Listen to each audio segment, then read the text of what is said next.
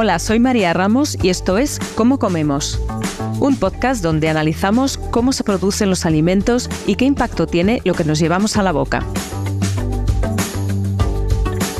En este episodio especial de nuestro podcast vamos a hablar de transición proteica, entendiendo que la transición proteica es la promoción de una dieta en la que tengan más peso las proteínas vegetales, como ocurre en la dieta mediterránea, por su mejor impacto ambiental y en la salud de las personas frente a la proteína proveniente de la producción animal intensiva. Ojo, no confundamos con la ganadería extensiva de pastoreo, que ya sabemos por otros podcasts que juega un importantísimo papel en la conservación de nuestros ecosistemas. Pero hoy vamos a hablar de unas protagonistas de excepción en la transición proteica, como son las legumbres o leguminosas, así como de otros cultivos de producción local. Y lo vamos a hacer a través de la experiencia del proyecto europeo CropCat, de la mano de algunos de sus protagonistas aquí en España. Este proyecto se enmarca en las iniciativas financiadas por el Partenariado Europeo de Agroecología, Agroecology, que está promoviendo la transición agroecológica en Europa a través de la innovación en laboratorios vivos, los llamados Living Labs. Este proyecto además está apoyado económicamente a través de la Agencia Española de Investigación. Hablaremos de legumbres como el garbanzo o la algarroba y de otros cultivos y variedades infrautilizados o en desuso. Pero también vamos a hablar de compra pública y de políticas alimentarias para promover su consumo y la producción ecológica y de proximidad de estos productos. Para abordar todas estas cuestiones, hoy tenemos 4 invitados de excepción que nos acompañan aquí. 2 de ellos son agricultores que están involucrados en el proyecto CropCat. Primero es José Ferral, que es agricultor de cultivos extensivos en Jerez de la Frontera. ¿Cómo estás, José? Bienvenido. Muy bien, muchas gracias. También está con nosotros Alejandro Copado, que es agricultor también de cultivos extensivos en el Coronil y además es presidente de la Cooperativa Andaluza del Campo de San Roque. Hola, Alejandro, ¿cómo estás? Buenas tardes, muy bien, gracias. Además está con nosotros también Marta Barreira. Marta es técnica de proyectos educativos en la organización Justicia Alimentaria, que también está participando en este proyecto. Buenas tardes, Marta. Hola, María, ¿qué tal? Y por último nos acompaña Gloria Guzmán, nuestra compañera y socia fundadora de Alimenta, que además es la investigadora principal en el proyecto CropCat por la Universidad Pablo de Olavide. ¿Cómo estás, Gloria? Muy bien, gracias, María. Bueno, pues bienvenidos todos. Queríamos empezar contigo, Gloria, para que nos puedas introducir un poco en este proyecto CropCat y hablarnos de la importancia que tiene, del contexto en el que se ha iniciado y cuáles son los objetivos. Bueno, yo creo que hay que tomar un poco de perspectiva para entender la importancia del proyecto CropCat.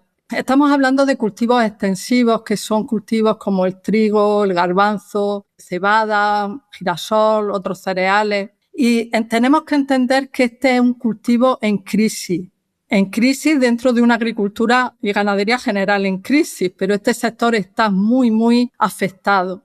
De hecho, la superficie dedicada a cultivos extensivos cayó un 20% en los últimos 30 años. Un 20% es una superficie enorme en 2 sentidos. Uno, en el sentido de que estos cultivos realmente ocupan en general mucha superficie. En España, aproximadamente en 2023, ocupaba el 55% de la superficie cultivada española. Y son cultivos además que se sitúan fundamentalmente en los secanos. Y eso es muy importante porque los secanos tienen muy pocas opciones. Y es también importantísimo porque los cultivos extensivos, los cereales, las legumbres, son cultivos esenciales en la dieta mediterránea, pero fundamentales en lo que es la soberanía alimentaria. Las frutas, las hortalizas son alimentos buenísimos para la salud, pero realmente la base de la alimentación de cualquier humano es el cereal y las legumbres. Por tanto, el que estemos perdiendo tierra, el que este sea un sector cada vez más reducido, además, como digo, localizado fundamentalmente en suelos de secano muy afectados por la degradación de los suelos y cada vez más por el cambio climático, pues nos hace muy vulnerables como consumidores. Los agricultores están sufriendo, pero también es un riesgo enorme para los consumidores. En este contexto, una salida ha sido transitar hacia la producción ecológica, pero frente a otros cultivos como el olivar o el viñedo que realmente están pasando a producción ecológica a un ritmo importante, pues no ocurre así con los cultivos extensivos. Los cultivos extensivos tienen problemas añadidos desde el punto de vista técnico que hacen más difícil pasar a producción ecológica y hay que prestarle especial atención. Pasar a producción ecológica es muy importante desde el punto de vista de mantener producciones de un cierto nivel a largo plazo, sobre todo en condiciones, como digo, de cambio climático, porque permite mejorar los suelos y, aprovechar mejor el agua, ¿no? Entonces, en ese sentido, trabajar la transición ecológica, pues es un objetivo del proyecto CROSS-CAT. Hay problemas también que tienen que ver con el consumo. O sea, el consumo de legumbres en España es un consumo abandonado. Realmente se está consumiendo una cantidad de legumbres en la dieta muy bajo. Según el Ministerio, actualmente estamos consumiendo como 3,3 kilos por persona y año de legumbre, cuando deberíamos consumir 12,5 kilos de legumbres por persona. O sea, es una cuarta parte de lo que deberíamos consumir. Y de eso que consumimos, alrededor del 40% ni siquiera procede del campo español. O sea, tenemos muchos riesgos. Hay que aumentar el consumo y además que el consumo sea básicamente con legumbre española. Y eso quiere decir que tenemos que resolver problemas que afectan a la disposición de estos alimentos para el consumidor. Y en este proyecto CROSS-CAT lo que hace es tratar de penetrar en ese consumo de la población española a través de los comedores colectivos, fundamentalmente de los colegios. Y esa es la idea de CROSS-CAT y lo que quiere solucionar.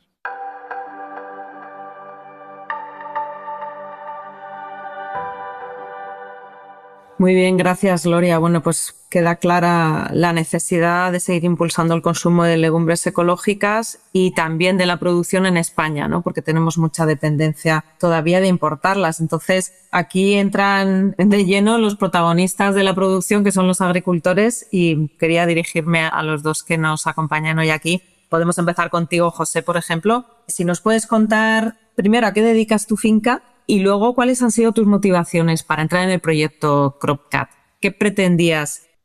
Resolver muchas dudas, que el campo es muy complicado. Yo me dedico al extensivo, tengo cereales tanto convencional como en ecológico. Y el ecológico empezó ahí una prueba que empecé a hacer con el tema de la aloe vera, lo retomé y empecé con el tema del trigo antiguo. Fue haciendo pruebas para que iba a sembrar el mismo trigo que están sembrando todas las personas convencionales y conocí los trigos antiguos. La verdad que llevo 4 años y me está demostrando que tiene mucha tirón y se puede seguir luchando por él. Y el proyecto, pues es que yo también estoy muy lanzado y cualquier cosa que me proponen, pues digo, venga, para adelante. Y yo también hacemos garbanzo, tanto convencional y probarlo en ecológico no me importaba.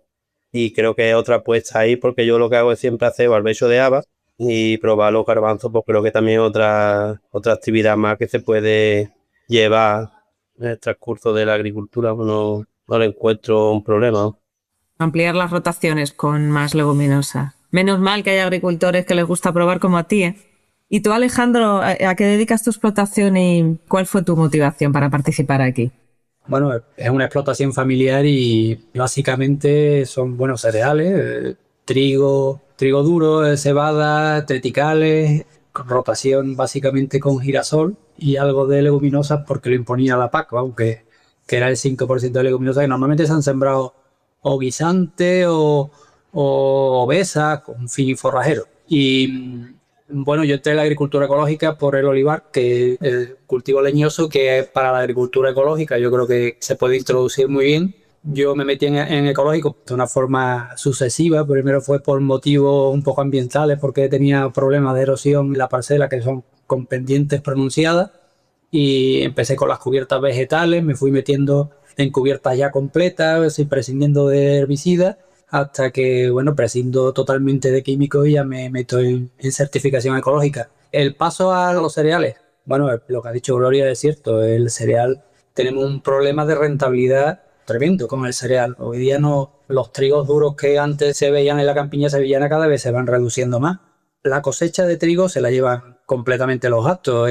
Cuando hablan de las subvenciones de Europa y que no se puede subvencionar el campo, es que lo que le queda al agricultor es la subvención y muchas veces ni eso completa, ¿no?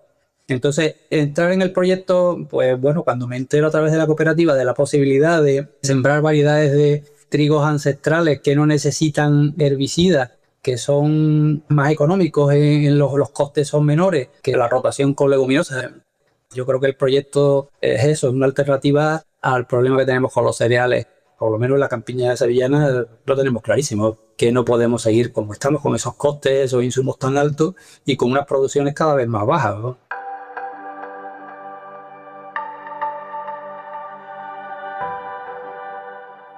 Claro, ya lo habéis introducido un poquito, pero bueno, sí me gustaría que profundizarais un poco precisamente en ese papel que pueden tener este tipo de leguminosas, que estamos hablando ahora de introducir leguminosas para el consumo humano, como podría ser el garbanzo, el papel que podrían tener en vuestras rotaciones, ¿no? Y también qué dificultades puede haber para producirlas, ¿no?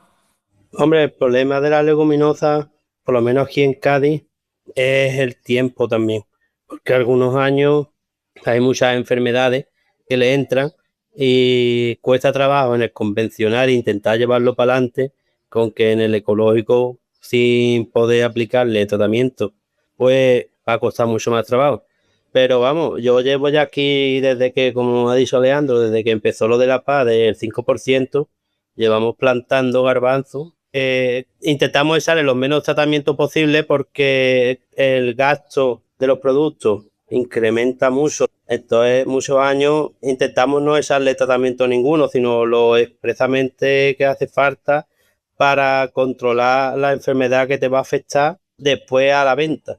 Y en el ecológico, yo creo que un año normal y corriente puede ser como un convencional, porque tanto el convencional como el ecológico, el punto al final llega en que tienen hierba. Y en los tratamientos, yo creo que no se va a notar. Si, hombre, si el año es muy malo, ¿cómo le puede pasar? Pues se echarán a perder, pero no creo que llegue a ese punto.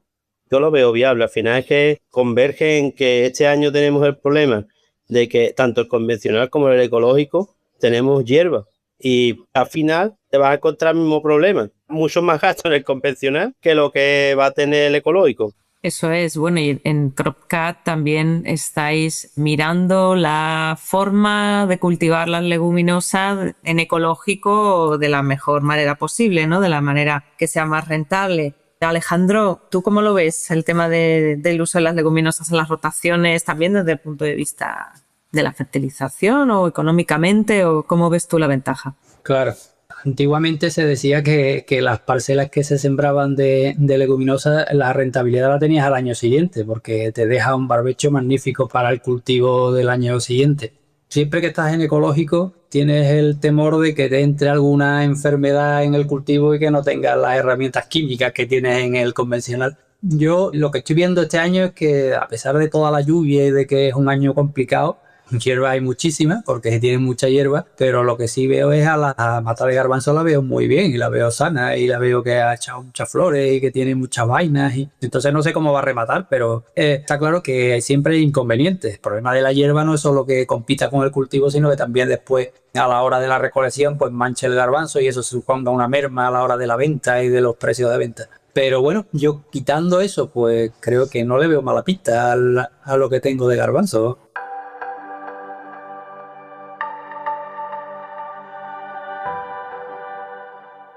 Estamos ya deseando probar esos garbanzos y bueno, el proyecto también ayudará a ir mejorando todas estas cuestiones, estas limitaciones que también veis, ¿no?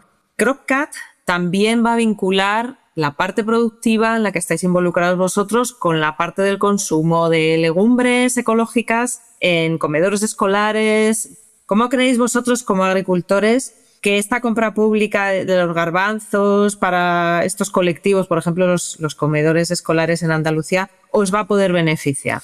Hombre, yo creo que todo lo que sea de cercanía, si se buscan medios en los cuales contacten contigo directamente y se les pueda vender, va a ser mucho más directo y podemos quitar intermediarios y gente de medio.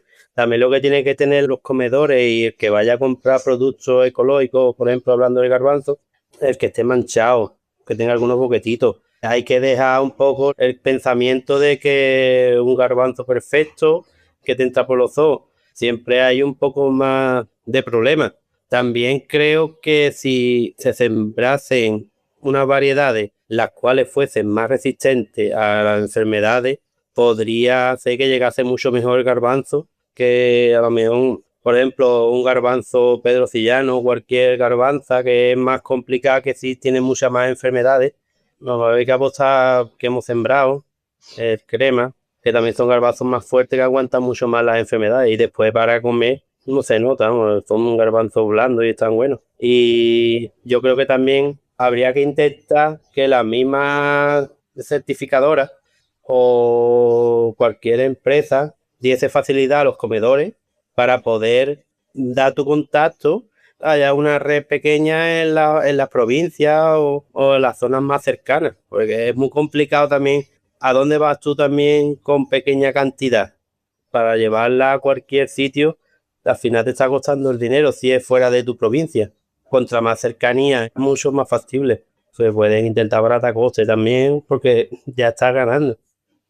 Es importante lo que estás comentando, José, también del tema de las variedades a la hora de adaptarlo tanto a la producción ecológica como al consumo, ¿no? Y lo mismo ocurre con los trigos, ¿no? Que también estáis probando, ¿no? La importancia del material vegetal, de las variedades usadas. Alejandro, ¿cómo ves tú las ventajas de trabajar con los comedores? Hombre, todo lo que suponga un incremento del consumo de leguminosas viene bien. Ya ha comentado Gloria que yo creo que en España se importan más del 50% de las leguminosas que se consumen. Entonces, el que los comedores públicos consuman leguminosas y sean leguminosas producidas aquí, que sean leguminosas de cercanía y que tengan ese sello de calidad del producto ecológico, pues todo eso viene bien, evidentemente. Eso debería pasar con la leguminosa y con casi todos los productos agrícolas, ¿no? Que muchas veces, o casi la totalidad de los casos, se importan grandes cantidades cuando aquí tenemos esos mismos productos. Es verdad que lo de la venta directa de agricultora o agricultor de cooperativa a los propios comedores,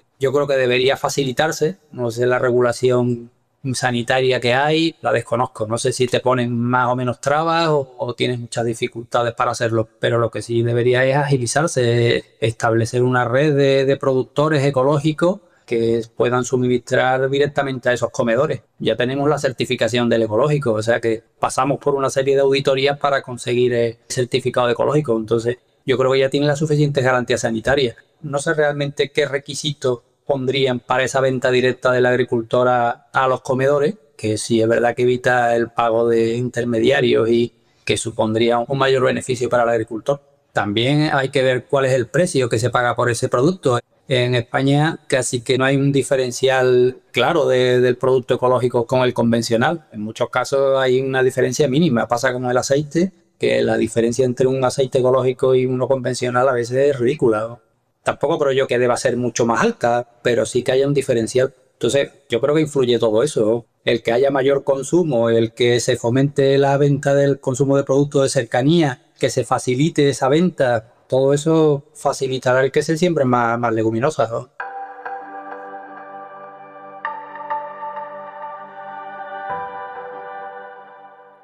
Le vamos a preguntar a la experta sobre esa facilidad, como preguntaba Alejandro, o esa predisposición que existe en los comedores o no para incorporar este tipo de productos locales y ecológicos en los menús. Porque Marta tiene una gran experiencia desde Justicia Alimentaria en este tipo de iniciativas involucrando el consumo en colectividades, colegios, etcétera.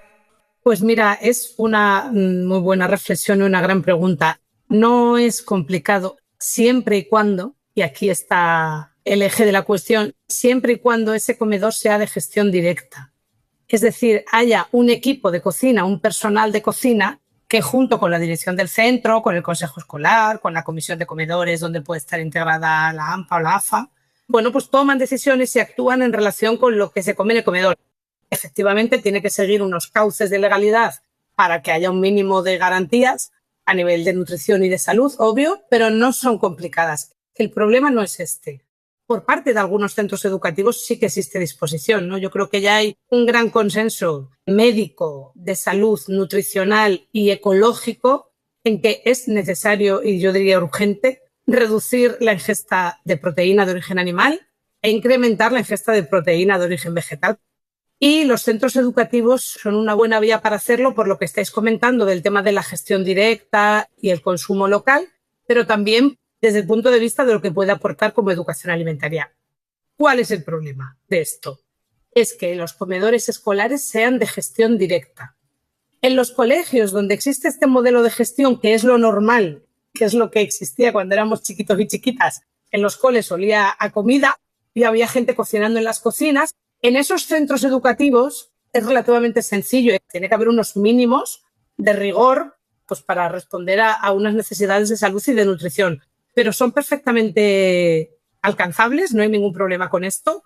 Y puede haber una negociación y una gestión directa entre el centro educativo y la persona que vende.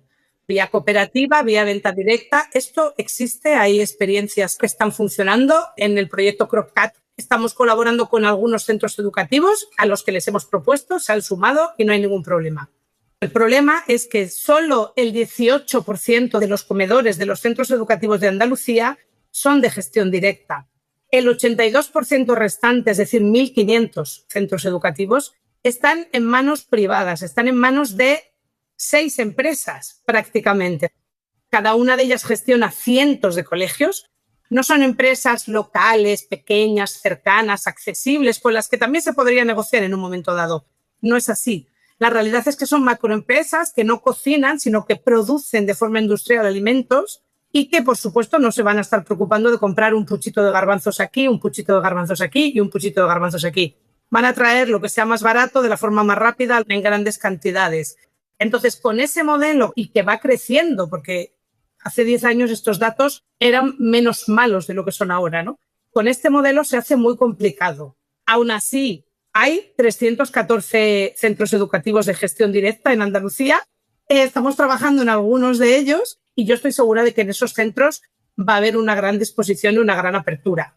Y también por eso, desde Justicia Alimentaria y en alianza con Alimenta y con otras organizaciones, acabamos de crear recientemente la Alianza Andaluza por la Alimentación Escolar, precisamente para intentar poner en evidencia esto y poner el foco en que este modelo de alimentación escolar no solo no es educativo, no es saludable, no favorece la agricultura, la producción local, el emprendimiento local, la economía local, sino que tiene en el centro el beneficio económico de algunas empresas y que en absoluto tiene en el centro el derecho a la alimentación de los niños y las niñas, ¿no? Entonces, bueno, a través de esta alianza estamos intentando poner el foco a ver si la Junta de Andalucía toma conciencia y da un pasito atrás en la privatización de los comedores escolares para que este tipo de iniciativas tan necesarias y tan interesantes puedan desarrollarse con normalidad. Fantástico, Marta. Pues muchísimas gracias por estos datos para ponernos en el panorama de la potencialidad del uso de los comedores escolares como lugar de consumo.